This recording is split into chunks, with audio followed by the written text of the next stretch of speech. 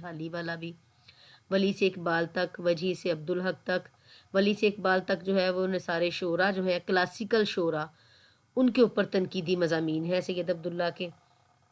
اور وجیح سے عبدالحق تک جو نثر نگار ہیں، ان کے اوپر سید عبداللہ نے جو تنقیدی مضامین لکھے ہوئے ہیں وہ ہیں.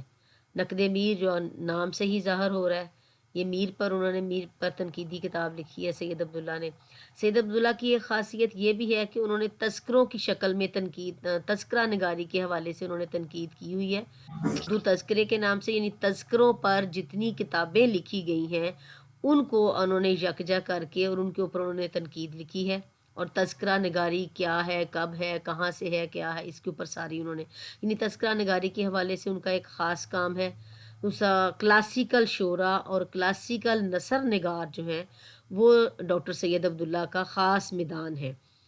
اور کلاسیکل شعرا اور نثر نگاروں کے ساتھ ساتھ ان کے ہم پلہ انہوں نے سر سید احمد خان اور ان کے رفقا کار کی نثر کا بھی دیکھا. ڈاکٹر سید عبداللہ کا جو سٹائل ہے لکھنے کا وہ بہت سادہ آسان اور عام زبان میں ہے، سادہ فہم میں. ان کے جملے بھی اکثر ایسے ہی ہوتے ہیں کہ جو انہوں نے بہت سوچ سمجھ کر،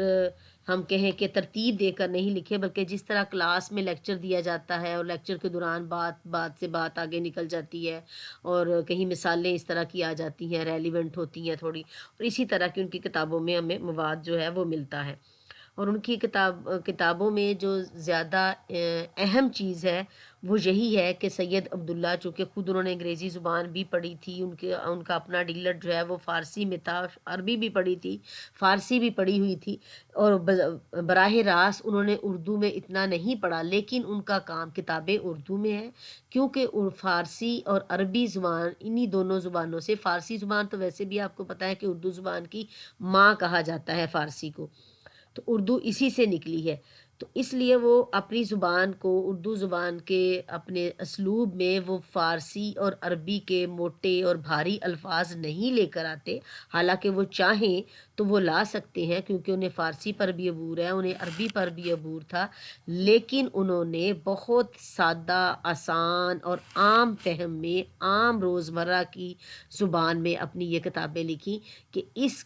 اسلوب میں جو عام قاری ہے، جو ادب کا اسٹوڈنٹ نہیں ہے، جس نے ایم اے اردو یا اردو بی اے میں اردو لٹریچر نہیں پڑھا یا ایم اے اردو نہیں کیا، وہ عام جنرل قاری ہے جس نے میٹرک کیا ہو یا کوئی 5 7 8 جماعتوں تک پڑھا ہوا ہو، وہ بھی ان کی کتابوں کو جب پڑھتا ہے تو اسے بڑی آسان